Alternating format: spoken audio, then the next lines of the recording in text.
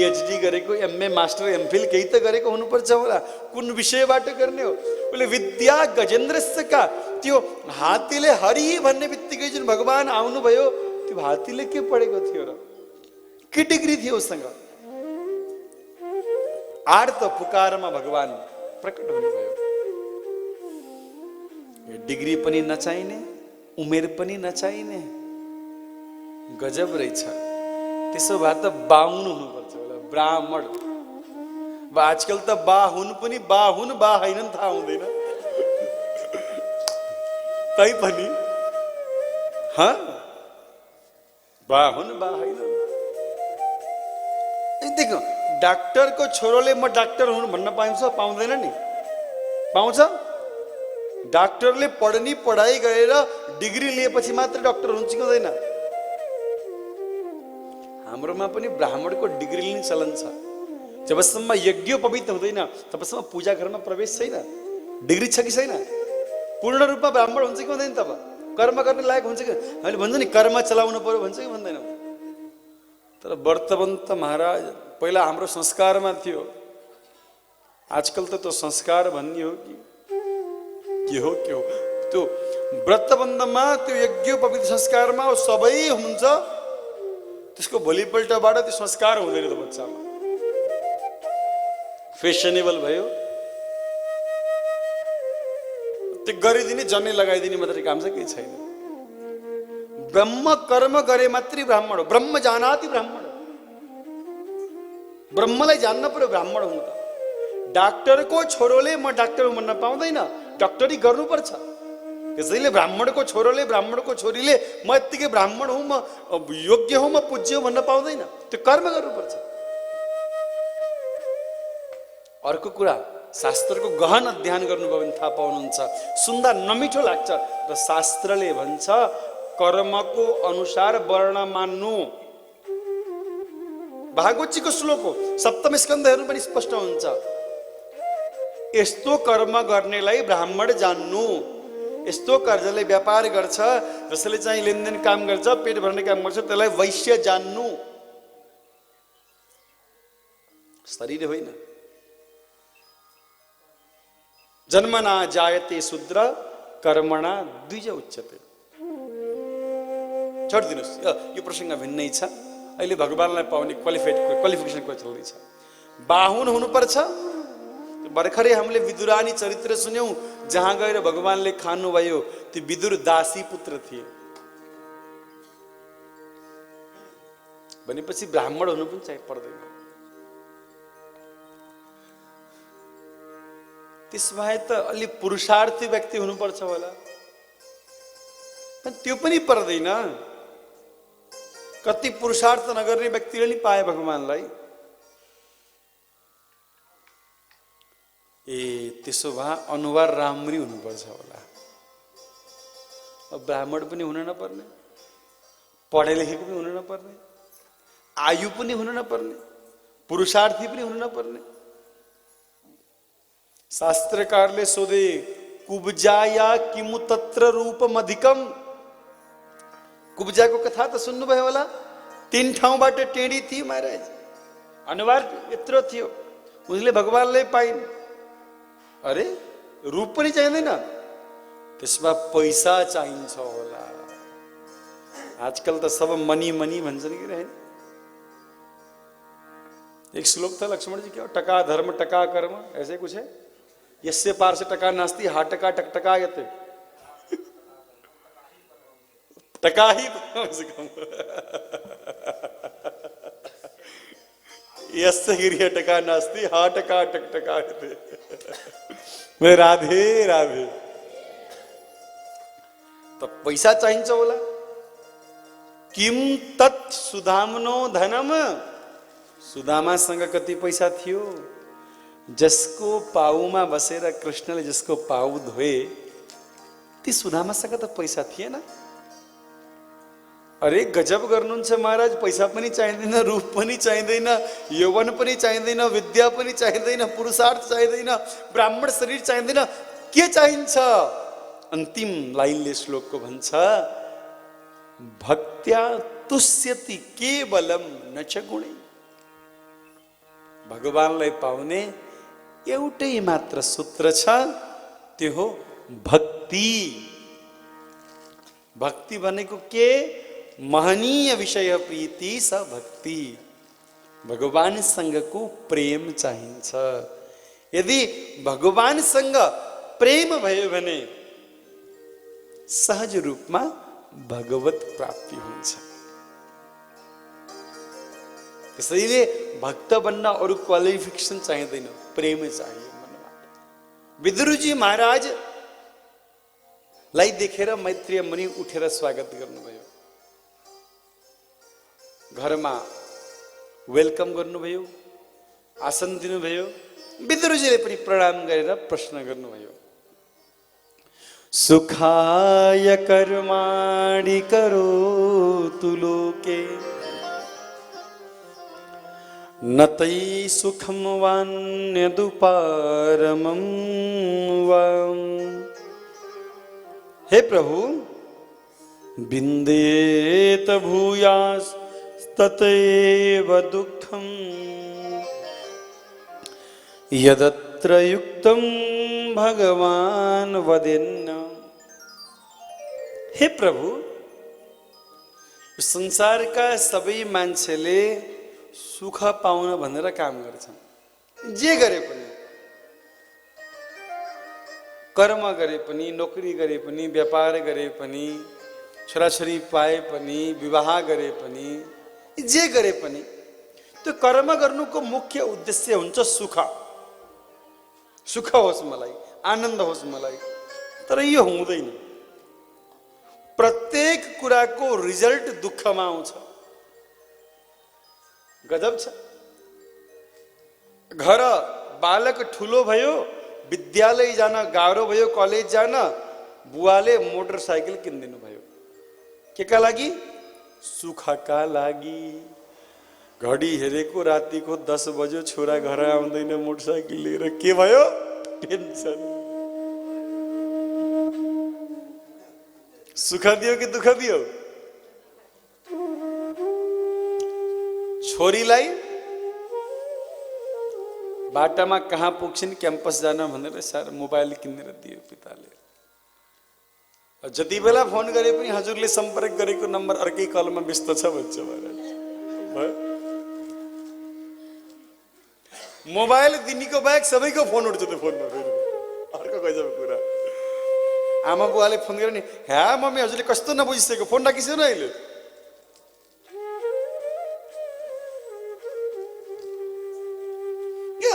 यो मात्रै नभएर अरू पनि जे काम पनि हामी आफ्नो घरमा गर्छौँ, जसले सुख होस् भन्छौँ, केही न केही नकारात्मक असर लिएर आएको हुन्छ। यो मुख्य कारण के हो? श्री मैत्रेय मुनिले विदुरजी महाराजलाई भन्नुहुन्छ, विदुरजी, मुख्य कारण के हो भने व्यक्तिले वास्तविक सुखलाई चिनेकै छैन। यो झुटो सुखलाई नै सुख मानेर बसेका छन्। मुख्य कारण यो हो। छोराछोरीसँग लड्नु, श्रीमतीसँग झगडा गर्नु, बस्नु, मनाउनु, फकाउनु, खानु, पिउनु, यही सुख हो भनेर बसेका छन्। जसले त्यो भगवत भजनको, भगवत आराधनको, मस्तीको अनुभव गरेका छैनन्, उसले यही सुख भनेका छन्। मान्नुहोस्, म हजुरलाई सामान्य दृष्टान्तले सम्झाउन चाहन्छु, कोसिस गर्नुहोला। जस्तै हजुरले जीवनमा पहिलो पटक कुनै मिठाई खानुभयो, पहिलो पटक हजुरलाई मिठो लाग्यो, मिठो लाग्यो, तर त्यो मिठाई त्यो भन्दा पनि मिठो भन्छ त हजुरलाई थाहा छैन। कुनै ठाउँमा त्यो मिठाई त्यो हजुरले खाएको भन्दा 100 गुणा अझ टेस्टी, अझ स्वादिष्ट बन्छ। तर जबसम्म त्यो स्वादको थाहा हुँदैन, तबसम्म यो पहिलो स्वाद नै हजुरलाई के लाग्छ? मिठो लाग्छ। तर जुन दिन त्यो मूल ठाउँमा गएर त्यो मिठाई खानुहुन्छ नि, अनि हिजो अस्ति खाएको मिठाई के लाग्छ? फिका लाग्छ, बेकार लाग्छ। यस्तै हो, जबसम्म हामी यो आफूले अगाडि देखेको घर परिवार गृहस्थको मिठाईमा भुलिरहेका छौँ, तबसम्म यही मिठो लागेको छ। तर जुन दिन भगवत प्रेमको, मस्तीको आनन्द, साधु सङ्गतको मिठास प्राप्त हुन्छ, अनि गृहस्थको मिठास फिका लाग्न थाल्छ। संसारको मिठास फिका लाग्न थाल्छ। यो हामीले अरूको मिठाई टेस्ट नगरेर मात्रै यो मिठाई हामीलाई मिठो लागिरहेको छ। जुन दिन एक पटक कुनै राम्रो सच्चा साधुको संगतमा बसेर त्यो रसको चस्का लिनुभयो भने अनि यो रस निरस लाग्छ, त्यो रसमा डुब्नुहुन्छ। बस समय, उचित समय आउँछ। यस्तै मौका मिल्दै गर्दा कतै कतै हिँड्दा कुनै साधुको ठक्करमा महाराज एक पटकमा त्यो रस महाराज भित्र गयो भने रस भित्र जानु चाहिँ पर्यो है। फेरि समस्या फेरि के हुन्छ भने कुनै बोतलमा पानी भर्नु छ भने त पहिला त बोतलको ढक्कन खोल्नु पर्यो, परेको परेन? हामी ढक्कन लगाएर पानी भर्न खोज्छौँ के, यो हाम्रो समस्या हो। बोतलको बिर्को बन्द गरेर हामी माथिबाट पानी भर्न खोज्छौँ। प्र्याक्टिकली भन्दैछु, हजुरहरू कथा सुन्दै हुनुहुन्छ, मैले यति भन्दै गर्दा हजुरहरूको बोतलको बिर्को अलरेडी बन्द छ। यी त भन्ने कुरा हुन्, रमाइलो त घरमै छ भन्दै हुनुहुन्छ हो। हजुरको मनले अलरेडी डिसाइड गरिसकेको छ, केवल मलाई सुन्दै हुनुहुन्छ भने काम लाग्दैन। मैले भनेका कुरा भित्र जान दिनुभयो भने पो काम लाग्छ। भित्र जान दिनु भएन, एप्लाई गर्नु भएन, माथि माथिबाट सुन्नु भएको छ, बोतलको छेउबाट यसो झरेको छ पानी, बोतल भिजेको मात्रै छ, बोतल भित्र पानी पसेको छैन। बुझ्नुभयो? हजुरहरूको मन बाहिर बाहिरबाट भिजेको मात्रै छ अलिअलि। जुन दिन त्यो ढक्कन खोलिन्छ र पुरा रस भित्र जान्छ, त्यो दिन यो दुनियाँ फिका लाग्छ। हजुर भित्र मस्ती प्रेमको रस हुन्छ। यो कुरा बुझ्न बहुत जरुरी छ। त्यसैले म भन्दैछु, प्रयास गर्नुहोस्, बिर्को खोल्नुहोस्, हटाइदिनुहोस् त्यो बिर्को जुन बिर्कोले हजुरलाई भन्छ होइन केवल गृहस्थमा, केवल परिवारमा, केवल संसारमा, संसारका गीतमा रमाइलोमा मात्रै आनन्द छ, होइन। त्यसको 10 गुणा 100 गुणा 1000 गुणा आनन्द भगवत रसिकको पन्तमा छ। त्यसको लागि घरबार छोड्नु पर्दैन, परिवार छोड्नु पर्दैन। मैले पनि छोड्न सक्दिनँ, हजुरलाई किन छोड्न भन्छु म? आफूले गर्न सक्ने कुरामा वनमा जानुहोस्, भजन गर्नुहोस् भन्दिनँ। घरमै भएर पनि आफ्नो गृहस्थको नित्य कर्म गर्दै, हाम्रो पुरानो एउटा उक्ति छ, भनाइ छ, मुखमा राम हातमा काम। यो गृहस्थ हजुरको काम गर्नुपर्छ, पैसा कमाउनु पर्यो, व्यापार गर्नु पर्यो, सब गर्नुहोस्। शरीरबाट हुन्छ नि सबै कुरा। त्यो व्यापार नै हजुरको कर्म नबनोस्, संस्कार नबनोस्। या अझ स्पष्ट भन्दा हजुरको कर्म नै हजुरको संस्कार नबनोस्। ध्यान दिनु, गृहस्थ चलाउनु, व्यापार गर्नु यो हजुरको कर्म हो र भित्रबाट अन्तर्मुखी भएर भगवत आराधना गर्नु यो हजुरको संस्कार हो। कर्म र संस्कारलाई सँगै लिएर हिँड्नुहोस्, छिट्टै भगवत प्राप्ति हुन्छ। म यति निवेदन गर्न चाहन्छु। श्री मैत्रेय मुनिले सृष्टिको वर्णन गर्नुहुन्छ। यहाँ यो सृष्टि कसरी अगाडि बढ्यो, सबभन्दा पहिला कालको कुरा आउँछ, समयको कुरा आउँछ। यो समय भनेको के हो, यो टाइम भनेको के हो? हामीले घडी हेर्छौँ, भन्छौँ 10 बज्यो, 11 बज्यो, 12 बज्यो, 1 बज्यो। कसरी बज्छ यो 12 भन्दाखेरि परिवर्तनको अर्को नाम नै समय। चेन्ज भइरहन्छ, केही न केही बदलाव आइरहन्छ। हाम्रै शरीरमा पनि कति बदलाव आइरहन्छ समय, त्यो परिवर्तन नै समय हो। यसको गिन्तीको कुरा गर्ने भने त्रुटिबाट सुरु हुन्छ, त्रुटिबाट वेद हुन्छ, वेदबाट लव, निमेष, क्षण, काष्ठा, लघु, नाडी, यहाँसम्म त हामीले सुनेका पनि छैनौँ, चर्चामा पनि छैन। त्यसपछि आउँछ बल्ल मुहुर्त। यहाँबाट पञ्चाङ्गमा, चर्चामा हामीले समाजमा ल्याउँछौँ कति मुहुर्त छ, कति बेला छ। मुहुर्त, प्रहर, याम, अनि दिन रात, पक्ष, मास, ऋतु, अयन, संवत्सर, एउटा कालको गणना हो।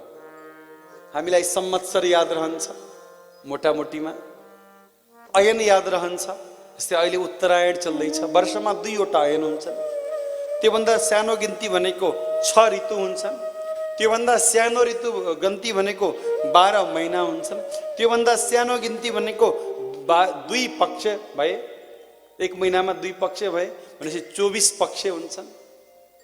कसरी गर्नुपर्ने? त्योभन्दा अझै कमलाई सप्ताह भनिन्छ। 7 गिन्ती आयो, कसरी आयो? त्यसो अझै कम गर्नु पर्यो भने दिन रात भए। दिन रातलाई पनि अझै कम गर्नु भने याम हुन्छन्, प्रहर हुन्छन्। यो गिन्तीको गणनाको कुरा छ। यो समयको सृष्टि भयो। अगाडि यदि मनुष्यहरूको सृष्टिको कुरा गर्ने हो भने शास्त्रमा सबैभन्दा पहिला 4 कुमारहरूको वर्णन आउँछ। सनत, सनातन, सनक, सनातन, सनत कुमार, सनन्दन, सनत कुमार। सनक, सनन्दन, सनातन, सनत कुमार, 4 कुमार। ब्रह्मा जी का 10 मानसिक पुत्र। ब्रह्मा जी को मुखबाट वेद प्रकट भयो। ब्रह्मा जी को दायाँ स्तनबाट धर्म प्रकट भयो। ब्रह्मा जी को पीठबाट अधर्म प्रकट भयो। सुन्नु ध्यान दिएर, यो अधर्म पनि भगवत सृष्टि हो। मनुष्यलाई भगवानले बुद्धि दिनुभएको छ। तिमी धर्म मान्ने कि अधर्म मान्ने तिम्रो कुरा हो। अनुभव गर्नुभयो होला कति कति बेला एउटै काम बुद्धिले नगर भन्छ, मनले नगरी मान्दैन। यस्तो हुन्छ कि हुँदैन? भगवानले मनुष्यलाई डिसाइड गर्ने शक्ति दिनुभएको छ। त्यसैले यो मनुष्य जीवन भनेको फाइनल एक्जाम, पास हुने कि फेल भएर गिर्ने जस्तो। म भन्ने गर्छु, यो 84 लाख योनिबाट मुक्त हुनलाई मनुष्य जीवन भगवानले दिनुभयो। यो फाइनल एक्जाम हो। एक्जाम आफैले लेख्नुपर्छ, अर्काले लेखिदिएर हुँदैन। त्यसैले भगवानले मनुष्यलाई छोडिदिनु भयो, तिमी आफै लेख। म तिमीलाई बुद्धि र मन दुईटा कुरा दिएको छु। बुद्धिले भनिदिन्छ के ठिक हो के ठिक होइन, तर मनले बेठिकलाई पनि गर्न अत्याउँछ। त्यो सिकाउँदा हुँदैन? गर भाइ गर, जे पर्यो पर्योला, भएको देखाउला। बुद्धि अनि मन दिनुभएको छ भगवानले। फाइनल एक्जाम हो, एक्जाम आफै लेख्नुपर्छ, चिट छोड्न पाइँदैन। एकदम हजुरसँग बुद्धिलाई दिनुभयो। बुद्धि सोच भाइ यो ठिक यो गलत। मनले भन्छ, मनको काम के हो? कर्म गराउने। त्यसैले यति कुरा म भन्छु नि त, यो मन नै मुख्य कुरा हो। शास्त्रले भन्छ मन एव मनुष्याणाम कारणम बन्ध मोक्षयो। मन नै बन्धनको कारण हो र मन नै मुक्तिको कारण हो, मोक्षको कारण हो। तालाको बन्द गर्ने अनि खोल्ने चाबी एउटै हुन्छ। त्यो चाबीलाई दाहिने घुमाए बन्द हुन्छ, देब्रे घुमाए एउटै चाबीले ताला खुल्छ पनि बन्धनमा पनि हुन्छ। त्यस्तै यो मन पनि चाबी हो। संसारतिर घुमाए बन्धनमा बाँधिन्छ, परमात्मातिर घुमाए मुक्त भइन्छ।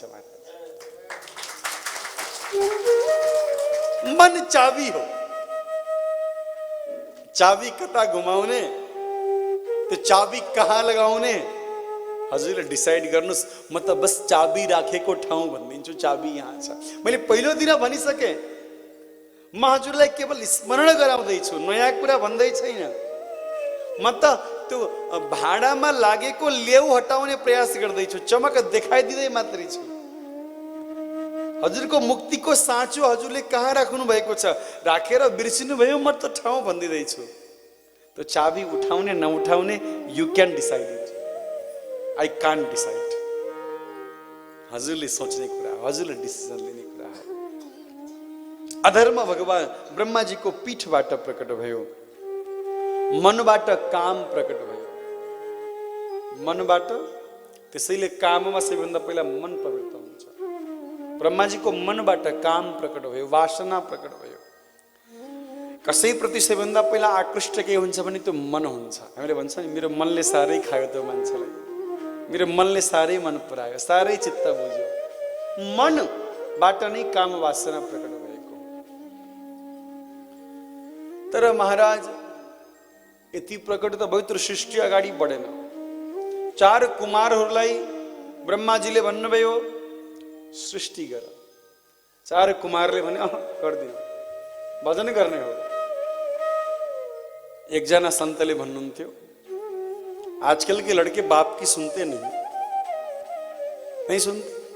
आजकल के लड़के बाप की सुनते हैं। बुआले भने कसरी मान्दैन। तो जना साधुले भन्नुभयो आजकल के क्या, सृष्टि के पहले लड़के ने नहीं सुनी बाप की। पहिला पुत्रले सुनेनन्। भजन गर्नु। महाराज भजनमा लाग्नुभयो, ब्रह्माजी क्रोधित हुनुभयो। ब्रह्माजीको यहाँबाट भाउबाट भगवान रुद्र प्रकट हुनुभयो। रुद्र भगवानको जय हो।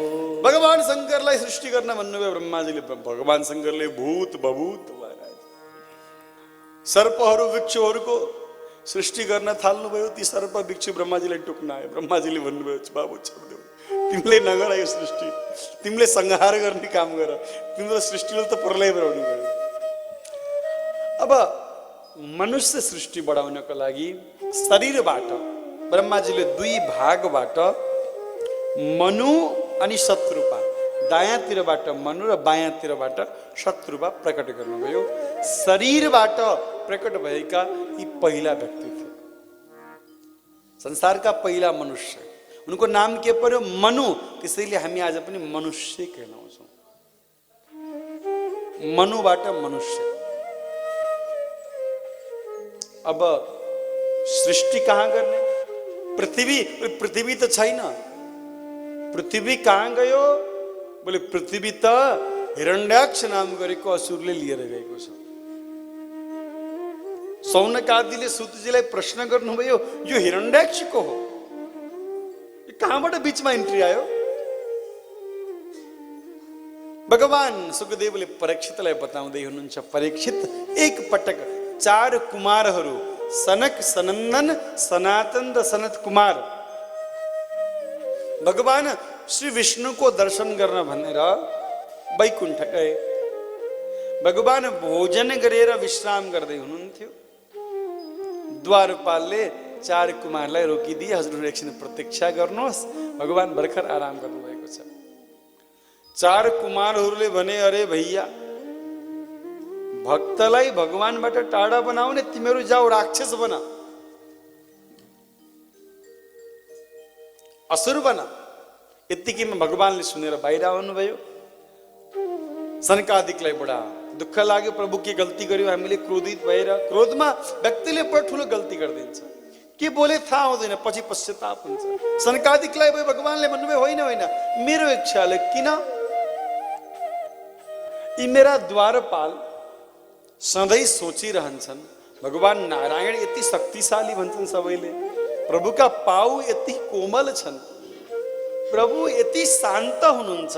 शान्ताकारं भुजगशयनं पद्मनाभं सुरेशं विश्वाधारं गगनसदृशं मेघवर्णं शुभांगं लक्ष्मीकान्तं कमलनयनं योगिभिर्ध्यानगम्यं वन्दे विष्णुं भवभयहरं सर्वलोकैकनाथम्। सबैका पालन पोषण गर्ने लक्ष्मीकान्त यति कोमल, यति शान्त कसरी युद्ध गर्नुहुन्छ होला? कहिले देख्न पाए हुन्थ्यो, कहिले भगवानसँग कुस्ती हामी पनि खेल्न पाए हुन्थ्यो। इच्छा पुरा गर्न भनेर चिन्ता नगर्नु। यता त यो भयो।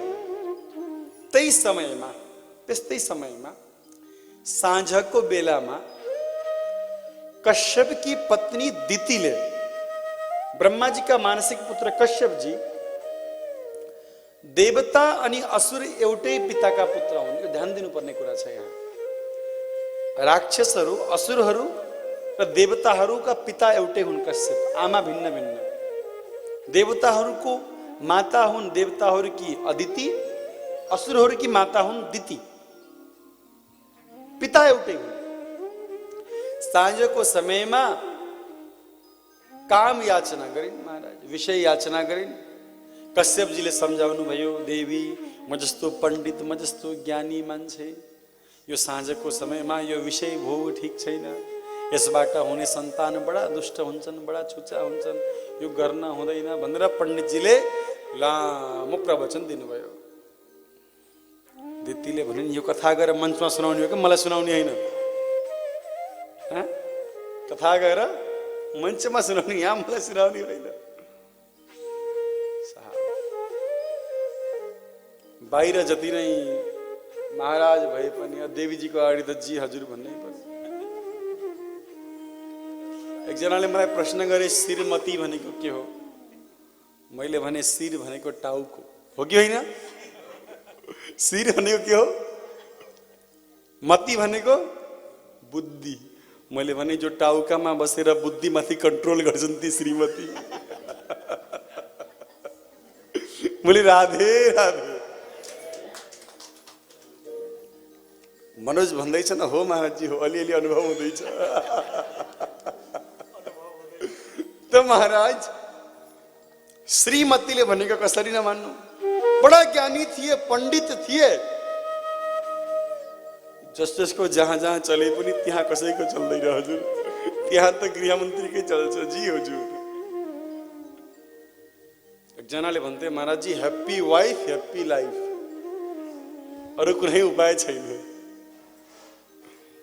त महाराज कश्यपजीले आफूलाई थाहा हुँदै हुँदा पनि यो गलत हो भन्ने थाहा हुँदा हुँदै पनि पत्नीले गर्दा त्यो गल्तीलाई स्वीकार गर्नु पर्यो। यही गृहस्थीको चाहिँ अलिकति दुःखद कुरा हो। साधु फकीर बा हट भन्दै हिँड्थे महाराज। गृहस्थीले त सबै संयम मिलाउनु छ, कति कुरा गलत हो भन्ने थाहा हुँदा हुँदै पनि पारिवारिक ब्यालेन्स मिलाउनको लागि पनि गर्नुपर्छ। त महाराज कश्यपजीले त्यो रति याचना स्वीकार गर्नुभयो। धेरै समयसम्म त गर्भमै दितीले ती बच्चा राखेर कश्यपले भन्नुभयो तिमीले गल्ती गर्यौ, अब तिम्रा पुत्र बडा खतरनाक हुनेछन्, संसारमा अनिष्ट फैलाउनेछन्। तर के गर्ने, होनीलाई कसैले टाल्न सक्थेन।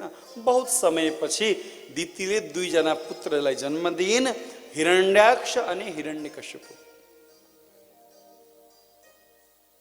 हिरण्याक्ष हिरण्यकशिपु ती भगवानका ती दुई पार्षद जय विजय नै हिरण्याक्ष अनि हिरण्यकशिपु भएर त्यहाँ जन्म लिए। उत्पात मचाउन थाले, स्वर्ग खाली गराए, इन्द्र भागे स्वर्गबाट महाराज, चारैतिर राज्य। अब लड्ने कोही भेटिँदैन। हिरण्यकशिपु त घरमा आनन्द लिँदैछन्, अब हिरण्याक्षको चाहिँ हातमा खुजुली भयो, हात चिलायो लड्न नपाएर।